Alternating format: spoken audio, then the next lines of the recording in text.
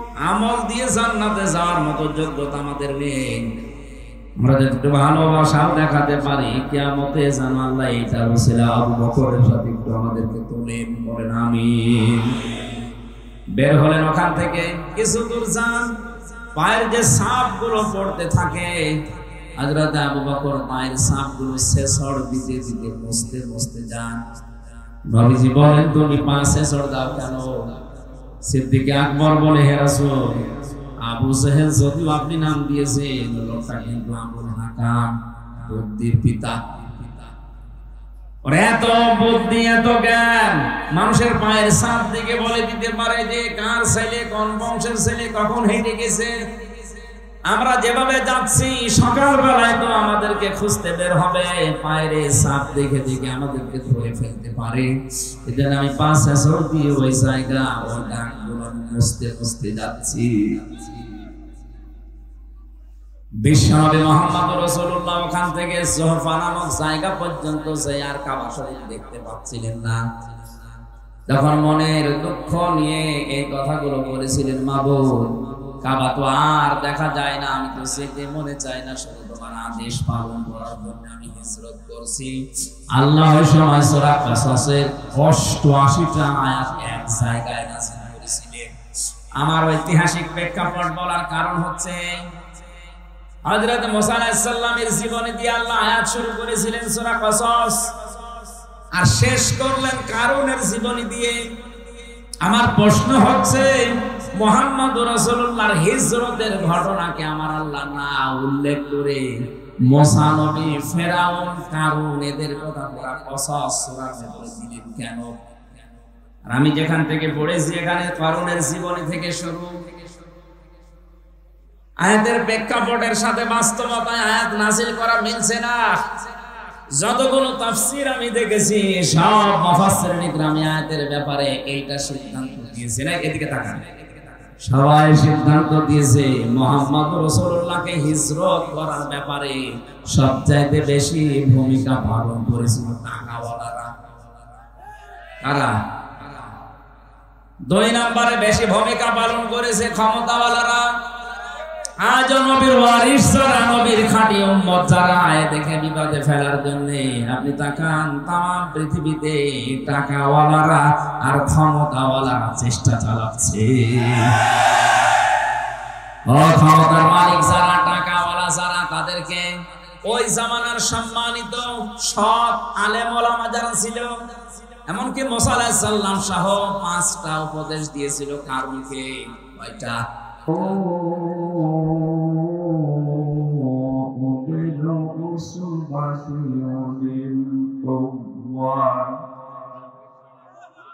إذ قال له قومه لا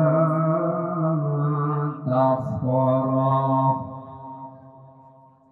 إن الله لا يحب الفرحين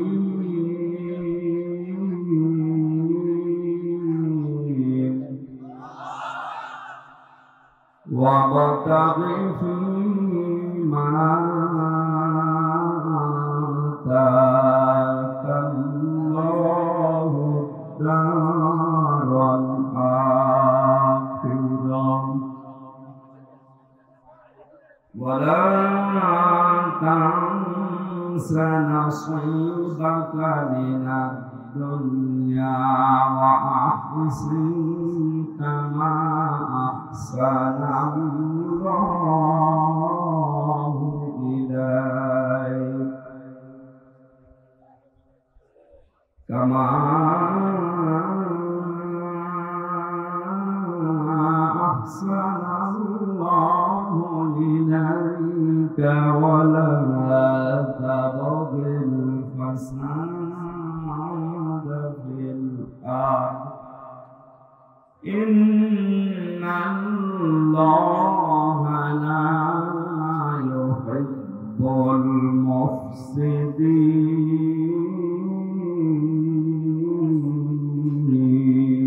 المفسدين صدقت يا ربنا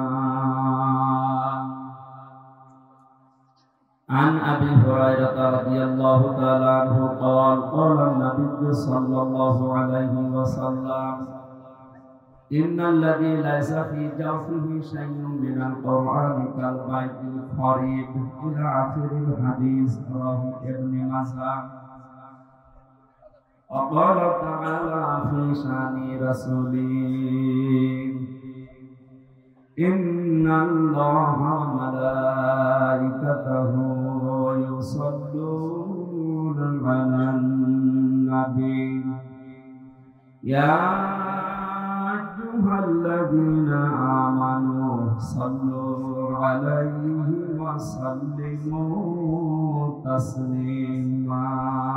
اللهم সংসদ সদস্য জনাব ডাক্তার মোহাম্মদ হামিদুল হক খন্দকার, সম্মানিত অতিথি জনাব মোহাম্মদ আনাম ওবায়দুর রহমান, চেয়ারম্যান জেলা পরিষদ কুড়িগ্রাম, অন্যান্য অতিথিবৃন্দ, এতক্ষণ যারা কোরআনে কারিম থেকে আলোচনা রাখলেন, কুড়িগ্রামের কৃতি সন্তান ইসলামিক শিক্ষাবিদ জনাব মাওলানা সিরাজুল ইসলাম ফারুকী,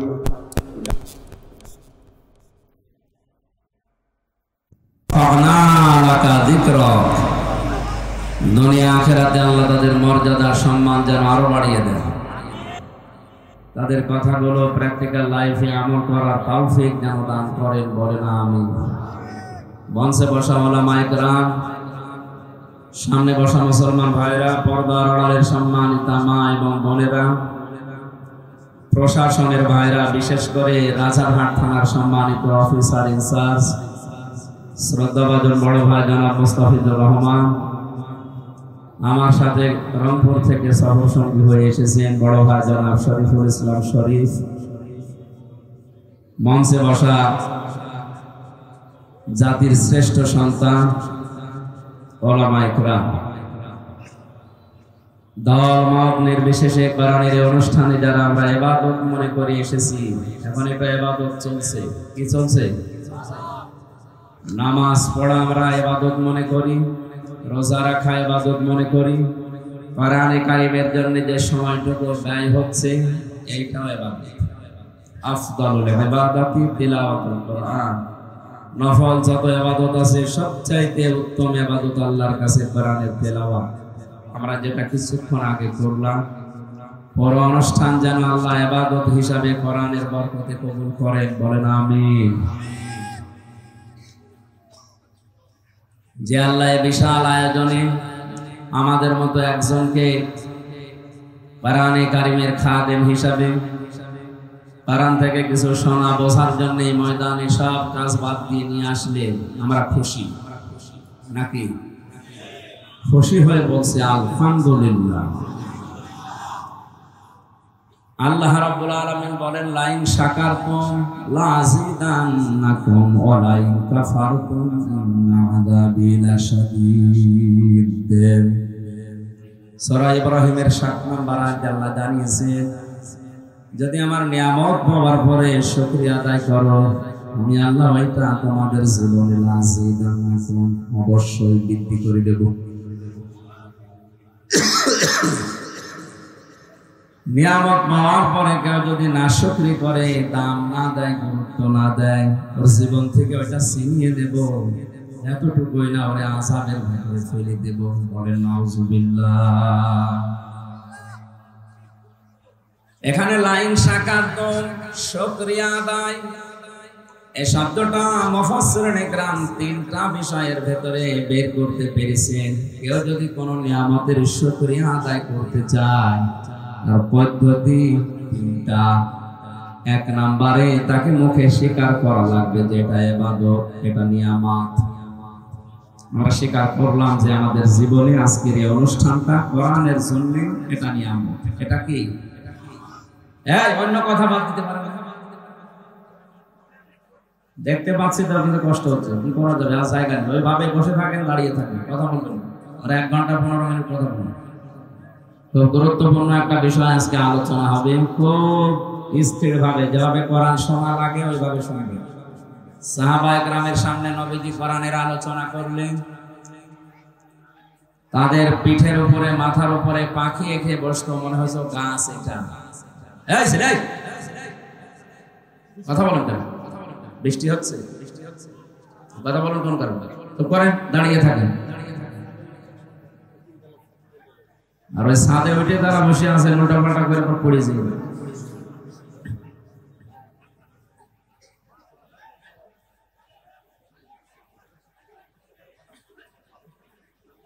কোরআনের এই সমস্ত অনুষ্ঠানগুলোকে আমি ক্লাস মনে করি। এটা একটা ক্লাস চলছে। তাই ক্লাসে এসে যদি আপনি কিছু নিয়ে যেতে না পারেন, 1-1.5 ঘন্টা ক্লাসে এসে আপনার তো পুরো সময়টা লস হয়ে যাবে। আর আমরা জানি এটা সাধারণ কোনো অনুষ্ঠান না, এটা পৃথিবীর শ্রেষ্ঠ অনুষ্ঠান কোরআনের কারণে। কিসের কারণে? কোরআন যদি এখানে না থাকতো, আসল আমির হামজা হোক আর নকল হোক আসবে। আমরা এসেছি কোরআনের জন্য। কিসের জন্য বলেন তো? শুকরিয়া আদায়ের প্রথম মাধ্যম হচ্ছে মুখ দিয়ে স্বীকার করা যে হ্যাঁ, এটা আমার জীবনে নিয়ামত। আমরা জানি বিশ্ব নবীকে আল্লাহ পাঠিয়েছিলেন মক্কাতে, কিন্তু কিয়ামত পর্যন্ত তাকে রেখে দিয়েছেন মদিনাতে। মক্কার লোকেরা এই নিয়ামতের শুকরিয়া আদায় করতে পারে নাই, কদর করে নাই। যারা কদর করেছিল, কিয়ামত পর্যন্ত আল্লাহ তাদের কাছে নবীজিকে রেখে দিয়েছেন মদিনায়। হজের যে সমস্ত কাজ আছে, আমি যে কয়েকদিন আগে আসলাম, আমরা হজ করি, হজের কাজগুলো সব মক্কায় শেষ হয়ে যায়, মদিনায় যাওয়া লাগে না। তামাম দুনিয়ার মানুষেরা মক্কার কাজ শেষ করার পরে তাড়াতাড়ি করে মদিনাতে 2 দিন 3 দিন 5 দিন 10 দিন অন্তত থাকে। অন্তত 40 ওয়াক্ত নামাজ মসজিদে নববীতে জামাতে পড়ার জন্য ছুটে যায়। ওখানে না গেলে হজ হবে না, বিষয়টা এমন না। তারপরও আমরা যাই কেন? কারণ পৃথিবীর শ্রেষ্ঠ মানুষ ওখানে ঘুমিয়ে আছে। মদিনার মানুষেরা যে নিয়ামতের শুকরিয়া আদায় করে, তারা কি লস করেছে? বলেন, কিয়ামত পর্যন্ত নবীজি ওখানে থাকবে। আর কিয়ামত পর্যন্ত তার উম্মতেরা মক্কার কাজ শেষ হলে দৌড়িয়ে যাবে রাসূলের রওজায় সালাম দেওয়ার জন্য। আমরা মুখ দিয়ে যখন বললাম যে কোরআন আজকের এই অনুষ্ঠানের জন্য, এলাকার মানুষের জন্য এই অনুষ্ঠান কোরআনের জন্য এটা নিয়ামত, আমরা স্বীকার করলাম। 2 নম্বরে, আপনার মনের ভেতরে একটা অজানা শান্তি আল্লাহ দান করবেন। এটা পাচ্ছেন তো না? ওরা গন্ডগোল করছে, একটু করুক, পরে যখন গন্ডগোল শেষ হবে আপনাদের 10 মিনিট সময় দেব, দেখে বাড়ি যাবে। একটা চিল্লানি দিলে আর আপনি এদিকে না ঘুরে ওই দিকে তাকাচ্ছেন, এজন্য বলছে 10 মিনিট সময় দেব, ওই চিল্লানি দেখে বাড়ি যাবে। বলছে ইনশাআল্লাহ। বড় গ্রাম অঞ্চলের মানুষগুলো এত সহজ সরল, এই বিড়ি খাওয়া ছাড়া কিছু জানে না। বলছে ঠিক,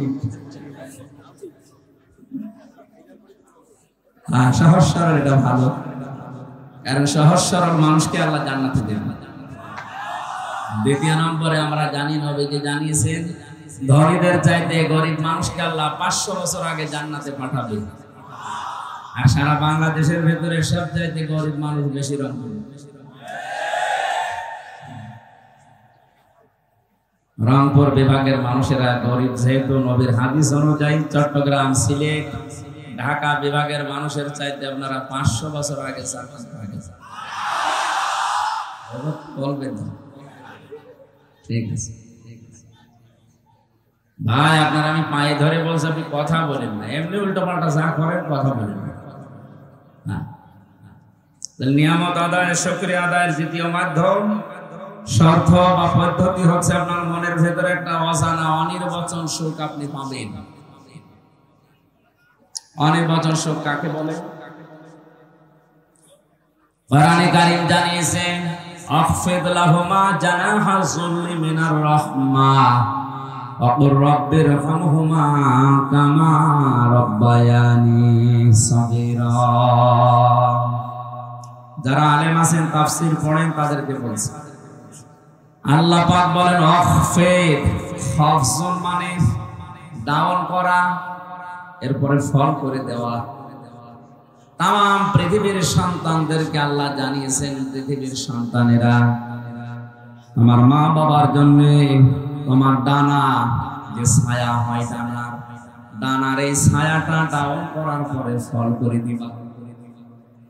আমরা দেখি মানুষের কোনো ডানা নেই, মানুষের আছে বাহু, হাত। আল্লাহ ইয়াদুন দিতে পারতেন, আবুদা দিতে পারতেন। এই শব্দগুলো আল্লাহ কোরআনে না দিয়ে এখানে জানাহন দিয়েছেন যে তোমার ডানার জিল্লুল মানে ছায়া বা মমতা। তোর ডানার যে ছায়া হয়, এভাবে ডানা ধরবেন, এই যে নিচে একটা ছায়া পড়ছে, আল্লাহ এই ছায়াকে উদাহরণ হিসাবে আমাদের সাথে সেট করেছেন। তোমার হাতের যে ছায়া আছে, ডানার এই ছায়াটা মা বাবার উপরে এভাবে ডাউন করবা, এরপরে ফল করে দিবা। জ্ঞানী মানুষদেরকে আমি লক্ষ্য করার জন্য বলছি, আল্লাহর উদাহরণটা দেখেন, কি একটা চমৎকার উদাহরণ আল্লাহ আমাদের সাথে সেট করলেন। আমাদের যেহেতু ডানা নেই, ডানা আছে পাখির, আল্লাহ পাখির ডানা হাওলাত করে আমাদের লাগিয়ে দিলেন কেন? কারণ আমাদের এই ডানার ভেতরে নরম কিছু নেই, সবই শক্ত। আল্লাহ হেলিকপ্টারের ডানা, এরোপ্লেনের ডানা, এই ডানাগুলো লাগাতে পারতেন, পাখির ডানা দিলেন কেন? কারণ হেলিকপ্টারের ডানা ডাউন হয় কিন্তু ফল হয় না, ফল হলে আর উঠবে না। আর আমাদের ডানার ভেতরে নরম সেরকম কিছু নেই। আল্লাহ পাখির ডানা দিয়েছেন এই কারণে, কারণ এর ভেতরে কিছু পর আছে, পালক আছে, এত সফট, এত নরম, এত কোমল, এত মার্জিত। একটার সাথে আরেকটা যখন লেগে যায়, পাখির এই বাচ্চাগুলো নিচে যখন আশ্রয় নেয়, তখন একটা কিচির মিচির আওয়াজ দেয়। বাংলা ভাষায় একে বলা হয় অনির্বচন আনন্দ। গ্রামবাসী এই আলোচনাগুলো আমি সেমিনারে করি, এ কথাগুলো আপনাদের বুঝে আসছে কিনা আমি জানি না। তাকান কি উদাহরণ আল্লাহ দিয়েছে, বাচ্চাগুলোর এই কিচির মিচির আওয়াজকে বাংলা ভাষাবিদ তারা বলেছেন এটা অনির্বচন আনন্দ বা সুখ। পাখির এই বাচ্চাগুলো, মুরগির এই বাচ্চাগুলো মায়ের এই ডানার নিচে এই সফট, নরম, কোমল, মোলায়েম এই পাখার নিয়ে আশ্রয় নিয়ে এটাই জানাতে চাই, মা আমাদের উপরে যত আক্রমণ হোক, পৃথিবীর কেউ আমাদেরকে আর দেখতে পাবে না, আমরা নিরাপদে আছি। এই জন্য এই আওয়াজটা আমরা দিলাম, আমরা আনন্দে আছি। আল্লাহ পাক মানুষকে জানাতে চেয়েছে, হামজা তোর মা বাবা যতদিন দুনিয়ায় বেঁচে থাকে, তারা যেন মনে করে আমার হামজা থাকতে অন্তত আমাদের আর কোন চিন্তা নেই। গ্রামবাসী, আমার মা বাবা, আপনাদের মা বাবা কি এটা এখন মনে করতে পারছে? বলেন না, পারছে না। কয়েকদিন আগে 6 ভাই বোন মিলে বাবার জমি জায়গা সব লিখে নিয়ে বাবাকে রাস্তায় ছেড়ে দিয়েছে। আল্লাহ যে বললেন তোর মা বাবা যেন মনে করে যে হামজা থাকতে অন্তত এ সিরাজ থাকতে আমার আর যেন কোনো চিন্তা ভাবনা করা না লাগে। কই 6টা ভাই বোন, সব হায়ার এডুকেটেড, সব অনার্স মাস্টার্স করা, অথচ বাবার সম্পদগুলো সব নিজের নামে লিখে নিয়ে বাবাকে 95 বছর বয়সে রাস্তায় ঘুরে দিয়েছিলাম। আমরা দরকার নেই। আমি অনির্বচন শোক এই শব্দটা বোঝানোর জন্য কোরআনের আয়াতটা পড়েছিলাম। আপনি নিয়ামতের শুকরিয়া আদায় যদি করতে চান, এটা ফি জিলালিল কোরআনে সাইয়্যিদ কুতুব লিখেছেন, আপনার মনের ভেতরে একটা অজানা শোক আমার আল্লাহ নিজের পক্ষ থেকে দান করবেন। আপনি মনের অজান্তে দেখবেন সত্যি পানি পড়ছে। ওয়াইদা সামিউ মা উনজিলা ইলার রাসূলি তারা আ'য়ুনাহুম তাফিদু মিনাদ দামি মিম্মা আরাফু মিনাল হক ইয়াকুলুনা রাব্বানা আমান্না ফাকতুবনা মা'আশ শাহিদিন। সূরা মাইদা 7 নাম্বার পারার 1 নাম্বার পৃষ্ঠার 1 নাম্বার লাইনের 83 নাম্বার আয়াত। এটা তাফসীরে হক্কানিতে আছে। আল্লাহ পাক বলেন, নবী আপনি যখন আমার উম্মত, আমার জনগণের সামনে, আমার বান্দাদের সামনে কোরআন তেলাওয়াত করবেন, এই কোরআন বোঝার মতো যাদের অনুধাবন করার মতো শক্তি আছে, যোগ্যতা আছে, এর মর্মবাণীগুলো যারা বুঝবে আপনি দেখবেন তাদের চোখ দিয়ে মনের অশান্তি পানি পড়ছে। কোরআনের আলোচনা শুনে সবার চোখে পানি আসবে না এমনটা না। আপনি যদি এর মর্মবাণীগুলো বুঝতে পারেন যে আমার মালিক বলতে চাই কি আর আমি করি কি, আপনার বিবেকে যখন নাড়া দেবে কখন যে আপনি কাঁদতেছেন আপনি নিজেও জানবেন না। নিয়ামতের শুকরিয়া আদায়ের দ্বিতীয় পদ্ধতি বুঝলাম, মনের ভেতরে একটা আনন্দ লাগা লাগবে। হ্যাঁ, এটা আমি সহ যারা আছি আমার মনে হয় আমাদের আনন্দ আজকে লাগছে। 3 নম্বরে শুকরিয়া আদায়ের শর্ত, এখান থেকে যেটা শুনবেন এটা আপনার প্র্যাকটিক্যাল লাইফে সেট করবেন। এই 3টা শর্ত যারা মেনে নেয় তারা যেন আল্লাহর নিয়ামতের শুকরিয়া আদায় করে, তাহলে আল্লাহ তার জীবনে এইরকম নিয়ামত আরো বৃদ্ধি করে দিবে। বলেন আলহামদুলিল্লাহ। আর যদি এই 3টার একটা পাওয়া না যায়, ওয়ালাইন কাফারতুম ইন্না আযাবি লাশাদীদ। আল্লাহ লাম না দিলেও পারতেন, ইন্না না দিলেও পারতেন, 2টা গ্যারান্টি দিয়েছেন, তাকিদ দিয়েছেন। সত্যি যদি এই 3টা পদ্ধতিতে কেউ নিয়ামতের শুকরিয়া আদায় না করে, ওর জীবন থেকে জীবনের মতোটা আল্লাহ কেড়ে নেবে, আর আযাবের ভেতরে আল্লাহ ফেলে দেবে। আমার বাংলাদেশ এখন গরম না ঠান্ডা, রহমত না গজব, আযাবের ভেতরে এমনি আল্লাহ ফেলে নাই। আমাদের যে আচরণ ছিল আল্লাহর নিয়ামতের সাথে, এই আচরণ আমরা করতে পারি নাই। ইন্নাল্লাযী লাইসা ফী জাওফিহি শাইউম মিনাল কুরআনি কাল বাইতিল খারীম। নবীজি বলেন যে অন্তরে কোরআন নেই, কোরআনের জ্ঞান নেই, আলো নেই, ওটা মানুষের অন্তর না, ওটা উসার গৃহ, শয়তানের ঘর। বলেন নাউযুবিল্লাহ। গ্রামবাসী আমাদের অন্তর যেন শয়তানের ঘর হয়ে না যায়, উজাড় গৃহ হয়ে না যায়, মানব শূন্যহীন হয়ে না যায়, মনুষ্যত্ব যেন আমরা হারিয়ে না ফেলি। এই জন্য আহ্বান, এই সংগঠন 1 বছর পরে আমাদেরকে কোরআন ভেতরে দেওয়ার ব্যবস্থা করেছে। নাকি আমাদের অন্য উদ্দেশ্য আছে? কোরআনে কারিম অন্তত কিছু না কিছু হলে আমার অন্তরে যেন থাকে।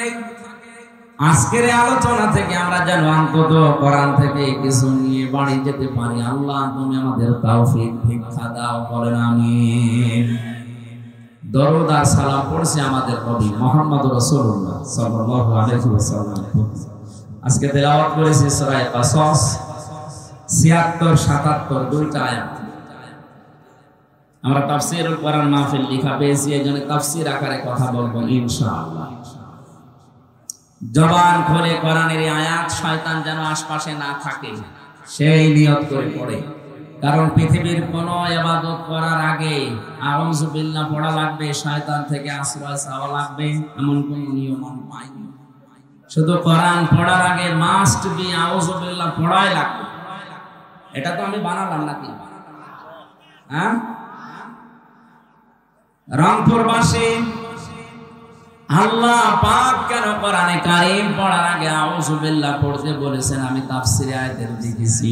নামাজ পড়তে গেলে আপনি আউযু বিল্লাহ পড়েননি, আপনার নামাজ হবে না। হ্যাঁ, অসুবিধা। রোজা রাখার আগে আউযু বিল্লাহ পড়েননি, আপনার রোজা হবে না। হজ করতে যাবেন, আউযু বিল্লাহ পড়েননি, আপনার হজ হবে না। পৃথিবীর কোন ইবাদতের আগে আউযু বিল্লাহ পড়া লাগবে, এটা মাস্ট নেই। কোরআন পড়ার আগে আউযু বিল্লাহ পড়াই লাগবে, না পড়লে আপনার গুনাহ হবে। ওয়াজিব তরক করার আল্লাহ এই জন্য পড়তে জানিয়েছেন। আল্লাহ ভালোভাবে জানেন পৃথিবীর কোন ইবাদতে শয়তান আমার বান্দাদের এত ধোঁকা দেবে না, গেলে যত ধোঁকা খাবে। কোরআন পড়ার আগে যেন শয়তান আপনাকে ধোঁকা দিয়ে বোকা বানাতে না পারে। জবান খুলে পড়েন আউযু বিল্লাহি মিনাশ শাইতানির বিসমিল্লাহির রহমানির রহিম।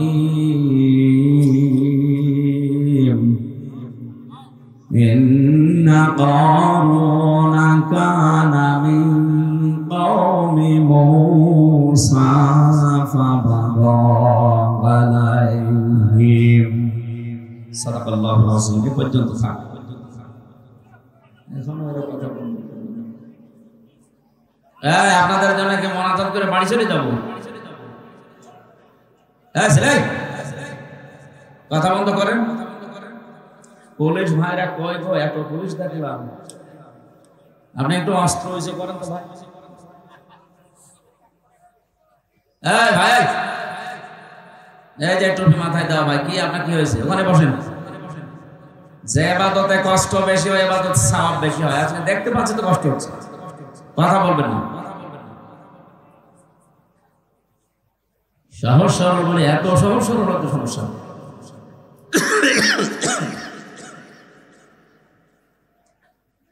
আমার ভাইরা, সূরা কাসাস, কোন সূরা? কাসাস মানে ঘটনা সমূহ। 88টা আয়াত আছে, 9টা রুকু আছে। হিজরতের আগে নাযিল হয়েছে, এইজন্য এটা মাক্কি সূরা। বিশ্বনবী মুহাম্মদ রাসূলুল্লাহ যেদিন মক্কা থেকে মদিনায় হিজরত করবেন, ওই দিন জুহফা নামক স্থানে বারবার কাবার দিকে তাকাচ্ছিলেন, ডাক দিয়ে বলছিলেন, কাবার মালিক, বড় আশা ছিল কাবার পাশে থেকে ঘরের খেদমত করব, কিন্তু এর নিষ্ঠুর সন্তানেরা আমার থাকতে দিল না, আমি চলে যাচ্ছি। আল্লাহ পাক ঠিক ওই সময় সূরা কসসের 85 নাম্বার আয়াতটা সহ পুরা কসস সূরা ওই জায়গায় নাযিল হয়েছে। এখানে কয়েকটা শিক্ষা বের হয়, ভালোভাবে শুনবেন। দেখো ক্লাস চলছে। কোরআনে কারীম জানাচ্ছে, ইন্নাল্লাযী ফারাদা আলাইকাল কুরআনা লারাদ্দুকা ইলা মাআদ। আল্লাহ পাক বলেন, হে নবী, কাবার দিকে আপনার চাহনি, আপনার আকাঙ্ক্ষা, আপনার তাকানো দেখে আমি বুঝতে পেরেছি কাবার প্রতি আপনার ভালোবাসা। যান, আপনি মদিনায় চলে যান, আপনাকে আমি গ্যারান্টি দিলাম, যেখান থেকে পাঠাচ্ছি আবার এই মক্কাতে আপনাকে আমি ফেরত নিয়ে আসবো। ধরে বলেন সুবহানাল্লাহ। এই আয়াত দ্বারা প্রমাণ হয়, কোরআনে কারীমের উপরে থাকতে গিয়ে যদি কেউ কোণঠাসা হয়ে যায়, নিজের এলাকায় থাকতে না পারে, যদি হিজরত করাও লাগে, মহান আল্লাহ কোরআনের ইজ্জতে ওই জায়গায় সম্মানের সাথে আবার মৃত্যুর আগে ফেরত নিয়ে আসবেন। লা রাদ্দুকা ইলা মাআদ দিয়েছেন আল্লাহ, লামটা না দিলেও পারতেন। এটা দিয়ে গ্যারান্টি দিয়েছেন কিয়ামত পর্যন্ত। এটা শুধু রাসূলের জন্য না, যারাই কোরআনের জন্য কষ্ট স্বীকার করবে, জুলুম, নির্যাতন, অত্যাচার, ষড়যন্ত্রের শিকার হবে, বাড়িতে থাকতে পারে না, এলাকায় থাকতে পারে না, দেশেও থাকতে পারে না, এই মানুষগুলোর জন্য সুসংবাদ, আপনাকে আমার আল্লাহ এলাকাতে মরণের আগে নিয়ে যাবেন বাদশাহীর সম্মান দিয়ে।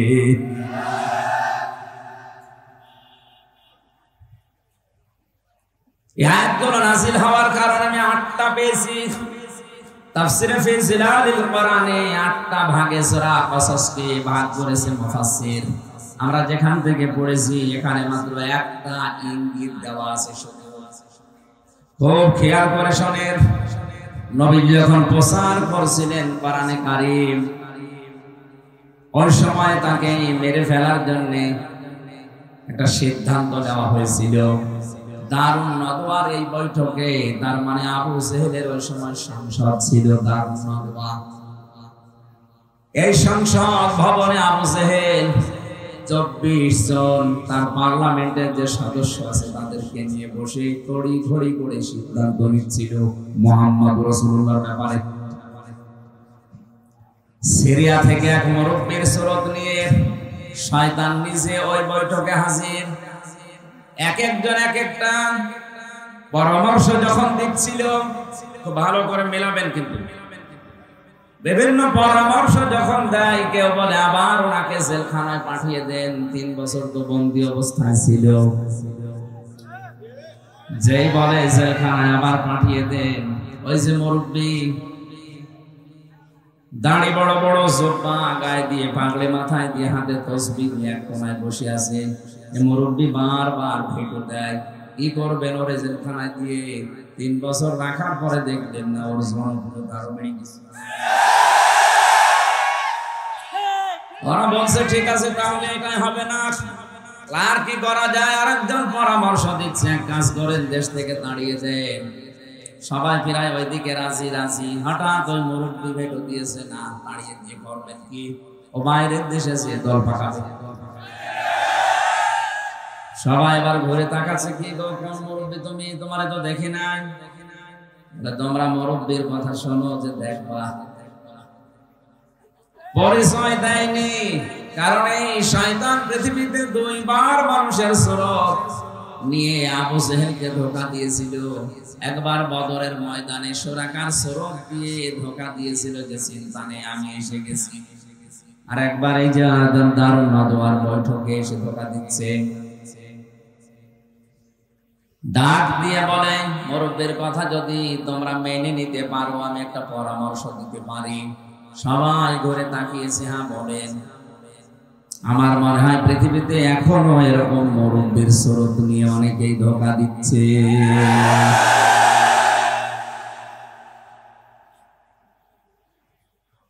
পৃথিবীর কোন জালেমরা এত বড় বড় সিদ্ধান্ত নেয় না, কিন্তু আলেম নামে কিছু জালেম বড় বড় পাগড়ে নিয়ে জব্বা নিয়ে সিরিয়ার এই শয়তানের স্রোত নিয়ে এসে এমন এমন তাক লাগায়, ঢাক দেয়, এসে জালেমরা পর্যন্ত দিক দাঁড়া হারিয়ে ফেলে। ডাক দিয়ে বলছে, তোমরা এক কাজ করো, লোকটারে জেলে দিলেও হবে না, দেশ থেকে তাড়িয়ে দিলেও হবে না, ওর চারটা ক্লোজ করে দাও, মেরে ফেলো। এখানে আমার ইবনে হিশাম বর্ণনা করছেন, সিরাত ইবনে হিশাম যিনি লিখেছেন তিনি বলেন, এই যে 24 জন যারা বড় বড় নেতা, পার্লামেন্ট সদস্য, এই মুরব্বীর কথা শোনার পরে কেউ প্রতিবাদ করে নাই, সবাই নিশ্চয়। কি বুঝলেন এখান থেকে আপনি বলেন? একটা নিরপরাধ মানুষকে মেরে ফেলার জন্য সিদ্ধান্ত দেওয়া হচ্ছে, অথচ একটা লোক কথা বলছে না। 1500 বছর আগে শুধু এরকম হয়েছিল, 1500 বছর পরে এখন পৃথিবীতে এরকম হয় না। এটা আমি দেশের কথা না, পৃথিবীর 228টা রাষ্ট্র আছে, যে কোনো এক দেশের কথা বলছি।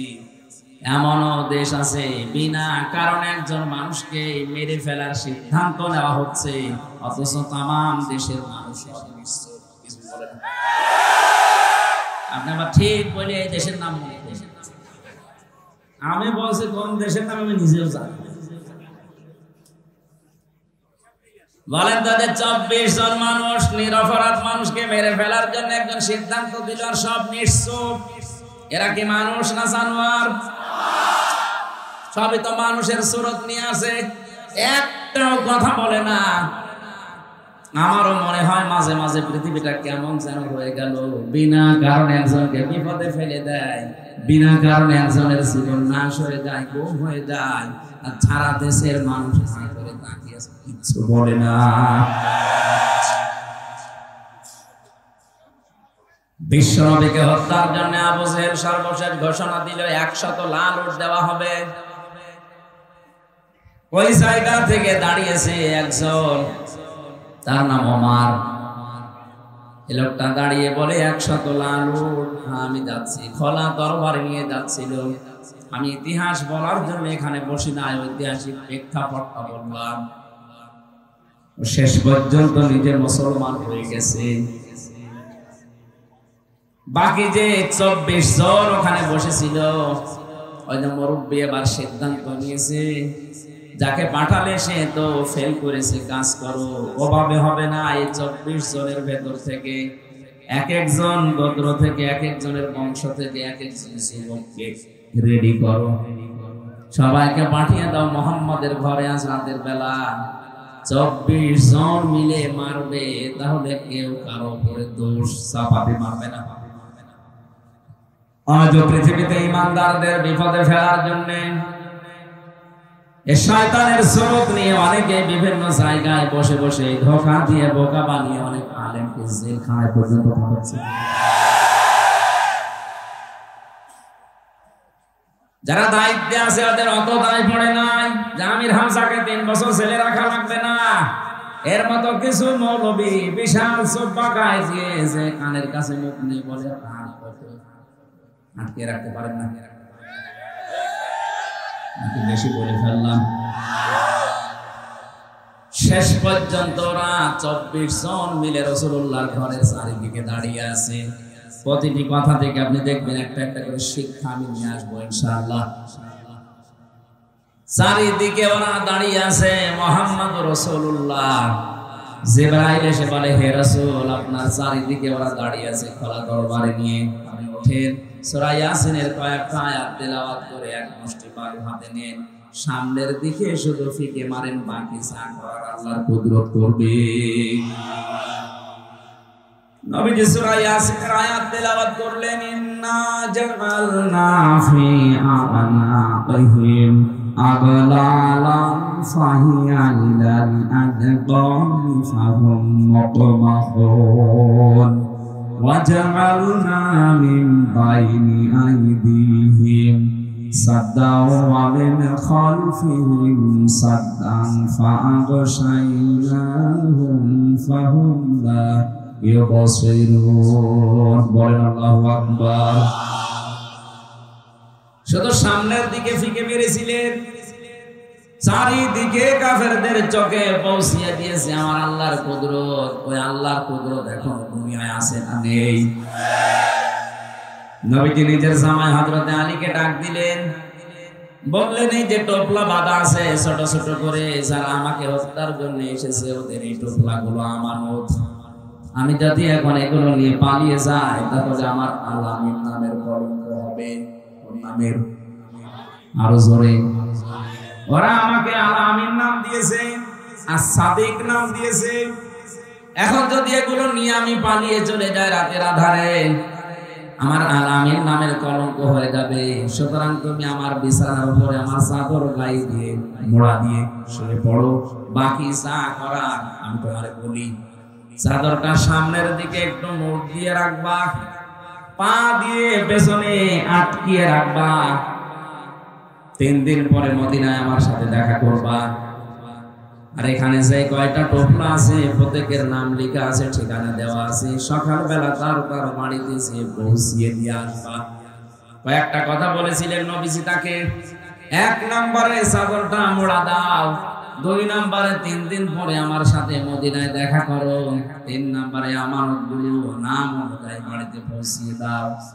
হযরতে আলী বলেন, ওই সময় আমার 100 ভাগ নবীর কথা বিশ্বাস হয়েছে, অন্তত 3 দিনের ভেতরে আমার মরণ হবে না। 3 দিনের ভেতরে যদি আমি মরে যাই তাহলে নবীর কথা মিথ্যা হয়ে যাবে, আর আল্লাহ পাক নবীকে মিথ্যাবাদী বানাবেন। সুতরাং 3 দিন আমার আর চিন্তা নেই। নবীজি চলে গেলেন ওখান থেকে। কাফেরেরা ওই সময় এসেছে, ঘরের ভেতরে প্রবেশ করে বিছানার উপরে তাকে দেখে বলে, তো পাওয়া গেছে। একজন বলে দাও তো, আরেকজন বলে দাঁড়াও দেখি। পাওয়া যখন গেছে তখন শান্তি নিয়ে মারা যাবে, আগে মুখটা দেখি।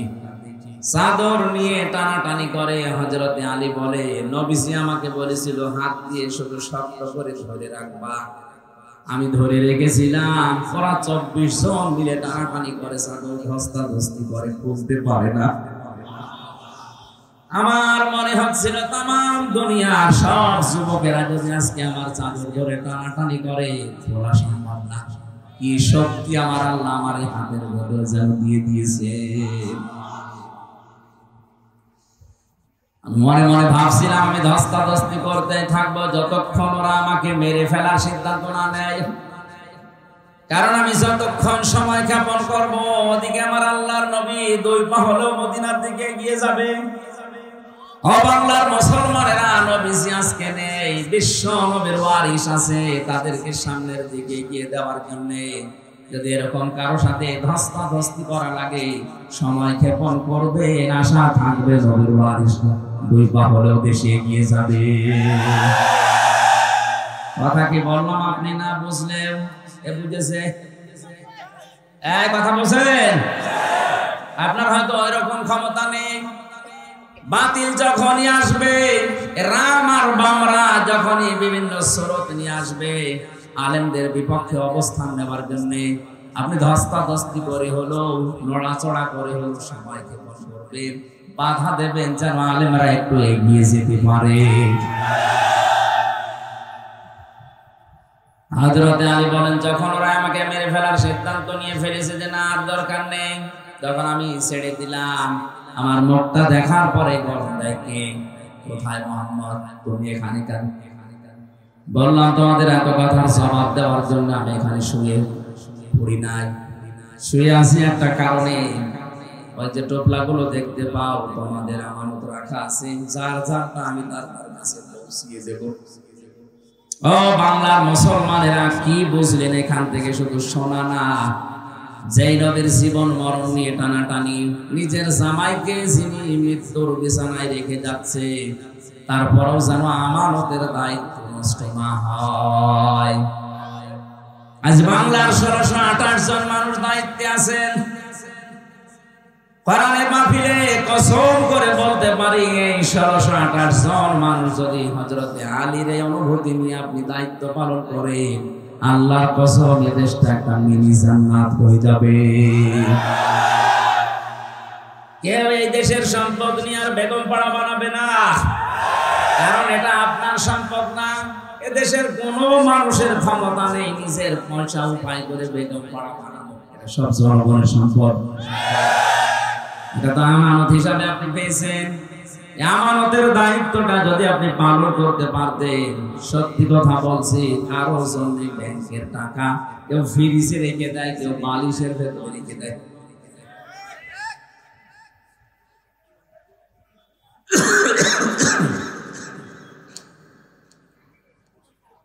হযরতে আলী বলেন, প্রত্যেকের কাছে আমি এভাবে পৌঁছিয়ে দিচ্ছিলাম। আমার মনে দৃঢ় বিশ্বাসে যে আমি 3 দিনের ভেতরে আমার কোনো মরণ হবে না। বিশ্ব নবীর কথা আমার মদিনায় সাক্ষাৎ করাই লাগবে, এই সুযোগ আল্লাহ আমারে দিলেন। নবীজি ওখান থেকে বের হয়ে আবু বকরের বাড়িতে ডাক দিলেন, আসসালামু আলাইকুম ইয়া আবু বকর। সঙ্গে সঙ্গে ভেতর থেকে জবাব দিয়েছে, লাব্বাইক ওয়া সাদাইক ইয়া রাসূলুল্লাহ। নবীজি বলেন, আবু বকর, আমি তো খুব জোরে ডাক দেই নাই, মৃদু স্বরে একটা আওয়াজ দিলাম, তুমি জলদি করে দরজা খুলে দিলে, গভীর রজনীতে ঘুমাওনি। সিদ্দিক আকবর বলে, হে রাসূল, শুধু আজকের রাতটা না, 6 মাস আগে আপনি আমাকে একটা ইঙ্গিত দিয়েছিলেন। দেখতে দেখতে সবাই তো চলে গেল আবু বকর, কোন দিন জানি আমার হিজরত করা লাগে, যদি আমি হিজরত করি তোমার সাথে নিতে পারি। আপনি বলেন না যে নেব, শুধু পারি বলেছিলেন। ওই দিন থেকে শুরু করে আমি 2টা বিষয় লক্ষ্য করে রেখেছি। 2টা উট আমি কিনে এক ইহুদির কাছে লালন পালন করতে দিয়েছি। 2 নাম্বার, ওই দিন আমি নিজেই আমার টোপলা বেঁধে দরজার সাথে পেট লাগিয়ে আছি, কখন আল্লাহর নবী আমার একটা ডাক দেয়। 6টা মাস আমি ঘুমিয়েছি শুধু হেলান দিয়ে দরজার সাথে। বাংলার মুসলমানেরা, আমাদেরও তো নবীর আদর্শ মানতে গিয়ে এরকমই কষ্ট স্বীকার করা লাগছে।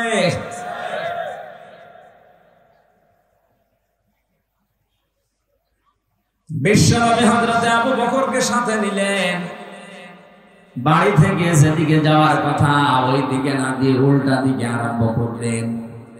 নিজের সন্তান আব্দুর রহমানকে দিয়ে ওই ইহুদিকে খবর দিয়ে বললেন, 2টা উট নিয়ে আসো। 2টা উট নিয়ে তারা গেলেন।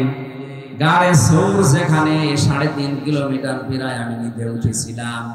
মুহাম্মদুর রাসূলুল্লাহ ওখানে যে 3 দিন অবস্থান নিয়েছিলেন।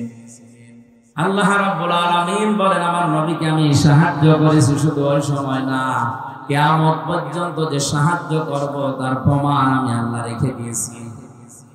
ওই জায়গায় যে বাবলা গাছটা কাজ হয়ে ওই গর্তের মুখে সঙ্গে সঙ্গে কবুতর এসে বাসা বেঁধেছে, মাকড়সা জাল বিছিয়েছে। হযরত আবু বকরকে নবীজি বললেন, ক্লান্ত হয়ে গেছি, সারা রাত হাঁটতে হাঁটতে, পাটা একটু বিছিয়ে দাও, তোমার উপরে মাথা দিয়ে আমি একটু ঘুমিয়ে যাই। তিনি বললেন, হে রাসূল, আপনি দাঁড়ান, পাহাড়ি এলাকা সাপ বিচ্ছু থাকতে পারে। নিজের বিভিন্ন কাপড় যেগুলো ছিল ছিঁড়ে ছিঁড়ে বিভিন্ন গর্তের ভেতরে দিয়ে মুখ বন্ধ করলেন। আর একটা গর্ত বন্ধ হয়নি। হযরতে আবু বকর বলেন, আমার পা দিয়ে গর্তের মধ্যে পা দিয়ে আমি বন্ধ করে রেখেছি। 1000 বছর একটা সাপ এখানে বসে আছে, 1000 বছর। ও তাওরাত কিতাবে শুনেছিল মুসা আলাইহিস সালাম তাকে তেলাওয়াত করে নাকি শুনিয়েছিল যে এই রাস্তা দিয়ে শেষ নবী মুহাম্মদুর রাসূলুল্লাহ হিজরত করে যাবেন, এই জায়গায় আশ্রয় নিতে পারেন। ওই দিন থেকে এই সর্পটা মুহাম্মদুর রাসূলুল্লাহকে এক নজর দেখার জন্য 1000 বছর ওয়েট করছে। আমি সুবহানাল্লাহ আলহামদুলিল্লাহ বলার জন্য না, এখান থেকে একটা শিক্ষা পেয়েছি। একটা বিষধর সাপ যদি 1000 বছর গর্তের ভেতরে এত কষ্ট করে নবী মুহাম্মদুর রাসূলুল্লাহকে দেখার জন্য ওয়েট করতে পারে, 53 বছর হয়ে গেল, একটা বারের জন্য আমাদের মনে কি আফসোস আসে না? মুহাম্মদুর রাসূলুল্লাহ যেভাবে 10 বছর রাষ্ট্র দিয়ে কোরআন দিয়ে রাষ্ট্র চালিয়েছিলেন, আমরা একটু চালিয়ে দেখি। কত মানুষ তো চালালো, 53 বছর দেখলাম, কাঙ্ক্ষিত মানের শান্তি তো আমরা পেলাম না।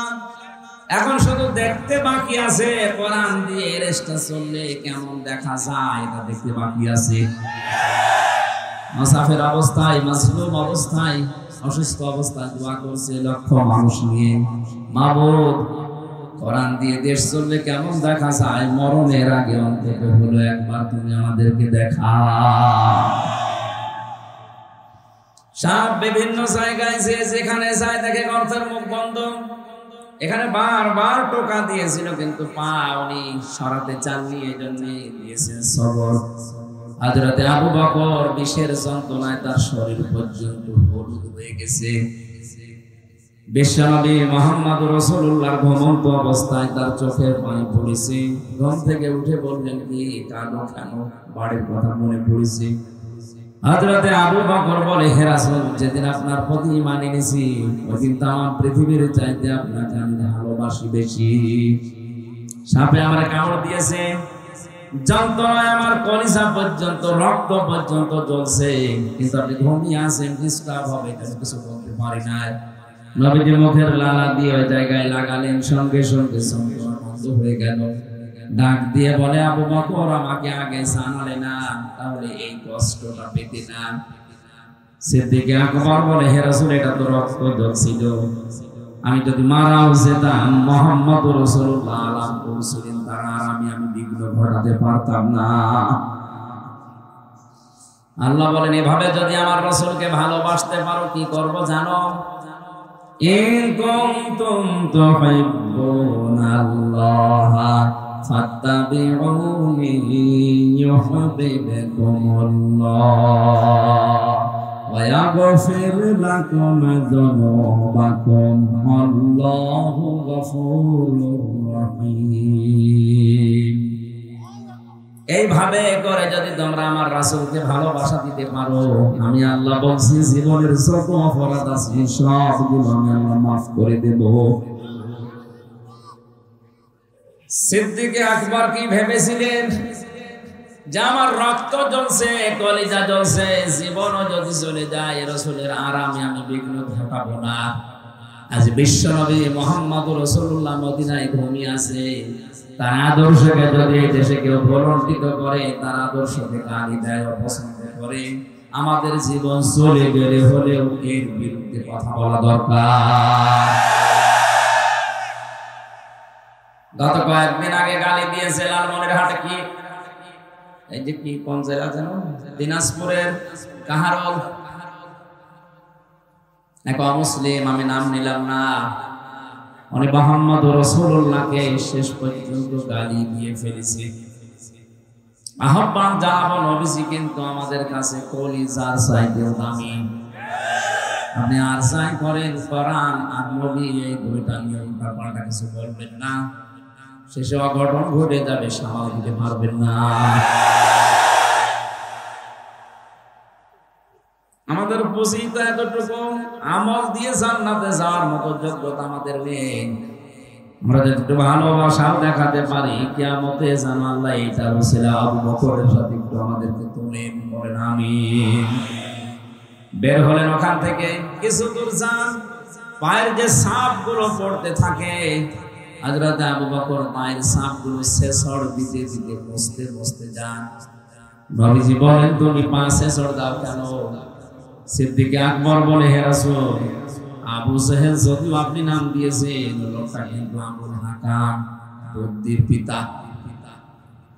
ওর এত বুদ্ধি, এত জ্ঞান, মানুষের পায়ের ছাপ দিকে বলে দিতে পারে যে কার ছেলে, কোন বংশের ছেলে, কখন হেঁটে গেছে। আমরা যেভাবে যাচ্ছি, সকালবেলায় তো আমাদেরকে খুঁজতে বের হবে, পায়ের ছাপ দেখে দেখে আমাদেরকে ধরে ফেলতে পারে। এজন্য আমি 5 দিয়ে ওই জায়গা, ওই ডাকগুলো মুছতে মুছতে যাচ্ছি। বিশ্বনবী মুহাম্মদ রাসূলুল্লাহ ওখান থেকে সোহফা নামক জায়গা পর্যন্ত যে আর কাবা শরীফ দেখতে পাচ্ছিলেন না। তখন মনের দুঃখ নিয়ে এই কথাগুলো বলেছিলেন, মাবুদ, কাবা তো আর দেখা যায় না, আমি তো যেতে মনে চাই না, শুধু তোমার আদেশ পালন করার জন্য আমি হিজরত করছি। আল্লাহ ওই সময় সূরা কাসাসের 88টা আয়াত এক জায়গায় নাযিল করেছিলেন।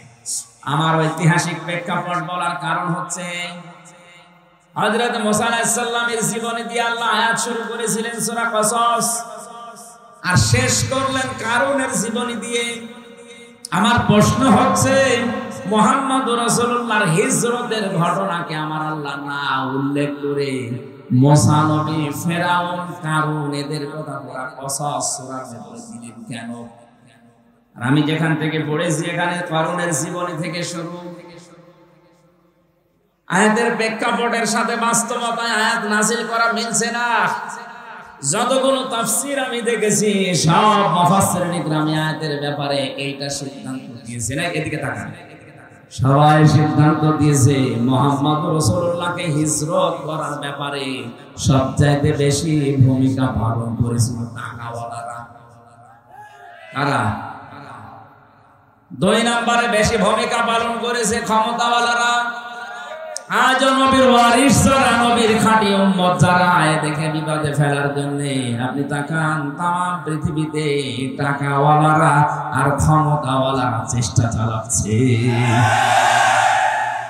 ও ক্ষমতার মালিক যারা, টাকাওয়ালা যারা, তাদেরকে ওই জামানার সম্মানিত সৎ আলেম ওলামা যারা ছিল, এমনকি মুসা আলাইহিস সালাম সহ 5টা উপদেশ দিয়েছিল কারুনকে।